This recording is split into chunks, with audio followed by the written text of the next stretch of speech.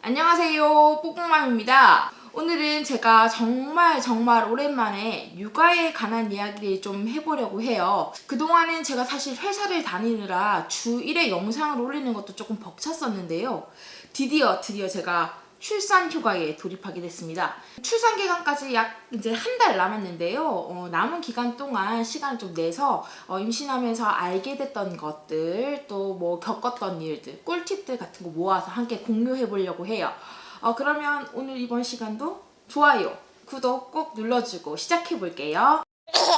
말씀드린 대로 제가 드디어 출산 휴가에 돌입했어요. 와, 그제부터 쉬고 있는데 갑자기 사람이 일을 하다가 아무것도 안 하게 되니까 잡생각들이 엄청 많아지더라고요. 일단 한 달밖에 남지 않은 그 출산에 대한 공포도 되게 커졌고, 또 아기가 나오고 나서 육아가 되게 힘들다고 하는데 그게 또 얼마나 지옥일지 거기에 대한 걱정도 많은데, 더불어서 가장 걱정이 되는 게 아무래도 돈입니다. 저 같은 경우에도 맞벌이를 하다가 이제 제가 수입이 없어지다 보니까 거의 수입이 절반가량 줄게 되는 거잖아요. 특히 이제 새 식구가 생기면 이렇게 돌발적으로 돈이 들어갈 때가 훨씬 많아진다고 하는데, 그렇다 보니까 이게 돈 걱정을 안 할 수가 없더라고요. 그래서 제가 출산 휴가가 딱 들어가자마자 제일 먼저 했던 게 출산 휴가 급여는 그럼 얼마나 나오나 이걸 알아보는 거였어요. 근데 이게 좀 회사마다 조금씩 다르고 또 복잡하더라고요. 그래서 오늘은 그 출산휴가 급여에 대해서 조금 얘기를 해보려고 해요.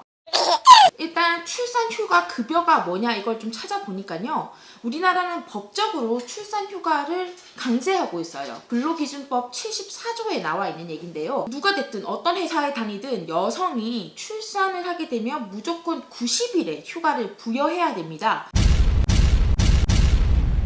근데 여기서 조건이 붙는데요. 갑자기 출산휴가를 들어가게 돼서 벌이가 없어지면 이게 난감하잖아요. 그래서 법적으로 출산휴가를 들어가더라도 어느 정도의 임금을 보장할 수 있도록 우리나라의 법에는 명시가 돼 있어요. 법조항을 보시면 90일을 쉬는데요. 그 중에 60일을 사업주, 그러니까 회사에서 기존의 월급을 줘야 된다, 뭐 이런 얘기가 있습니다.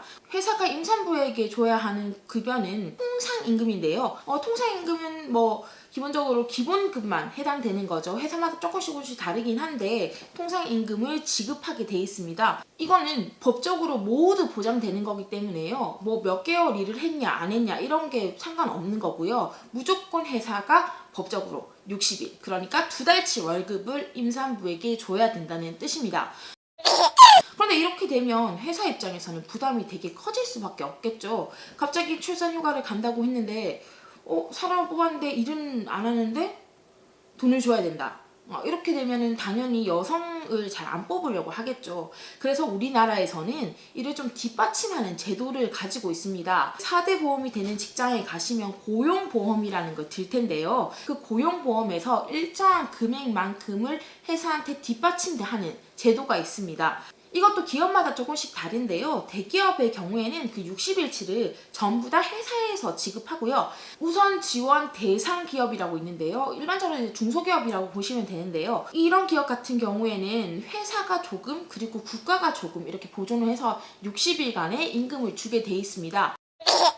그럼 이게 어떻게 되느냐, 고용보험에서는 통상임금의 100%를 주는데 그 대신 상한액이 정해져 있습니다. 작년까지는 그 금액이 160만 원이었는데요. 올해는 180만 원으로 늘었거든요. 그래서 180만 원까지는 국가에서 준다는 겁니다. 그리고 나머지 180만 원이 넘는 돈은 그 회사에서 지급하게 돼 있습니다. 예를 들어 내 통상임금이 170만 원이다. 이 경우에는 통상임금이 100% 지급되더라도 상한액이 180만 원이 안 되죠. 그렇기 때문에 국가가 그 170만 원을 전액 지급하는 거고요. 내 월급이 한 250만 원 정도 된다. 이 경우에는 국가에서 아까 말했던 상한액 180만 원을 지원하고 나머지 70만 원은 회사에서 나오게 됩니다.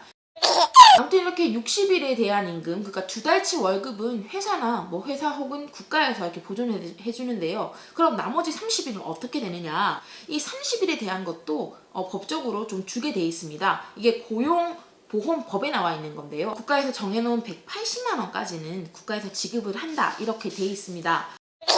그런데 여기서 중요한 포인트가 있습니다. 아까 말씀드린 대로 국가에서 지급되는 돈은 고용보험에서 나간다고 했죠. 근데 고용보험에서 나가는 만큼 일정한 요건이 정해져 있습니다. 출산휴가를 마치는 날이 처음 취직했던 날로부터 180일이 돼야 된다는 겁니다. 출산휴가가 끝나기 전 6개월 전에는 이미 취업이 돼 있어야 된다, 이런 얘긴데요. 이게 또 그냥 단순히 180일로 계산하면 안 됩니다. 왜냐면 주 5일 같은 경우에는 휴무가 끼어 있잖아요. 근데 휴무일은 고용보험에 가입이 된 걸로 안 돼요. 그래서 그걸 감안하셔야 되기 때문에 내가 지금 취업한 지 몇 개월이 안 됐다, 뭐 1년이 좀 안 됐다 이러신 분들은 그 날짜를 잘 계산해서 이 고용보험을 받을 수 있는지를 확인하시는 게 중요하고요.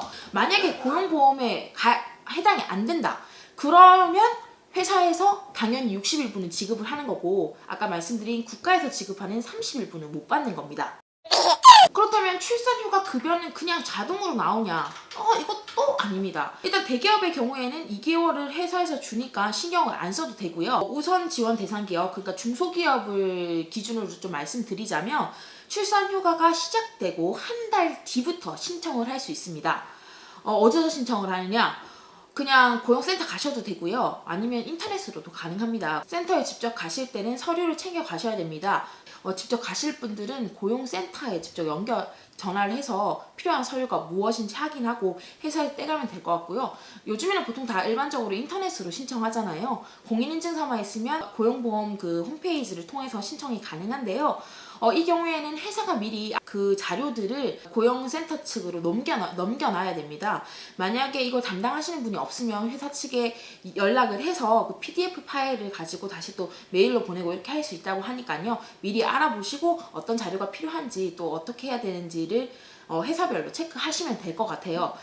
대기업의 경우에도 60일은 회사에서 나오지만 30일, 남은 30일은 국가에서 지급이 되는 거잖아요. 그래서 이 지급 기간이 조금 아까 말씀드린 그 중소기업보다는 좀 늦어요. 대기업 같은 경우에는 출산휴가가 다 마무리되고, 그러니까 출산휴가 3개월이 끝나고 나서 신청이 가능하고요.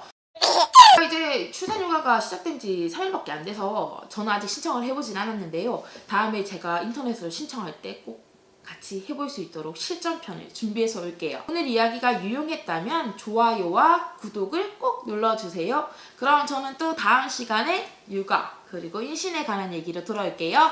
안녕!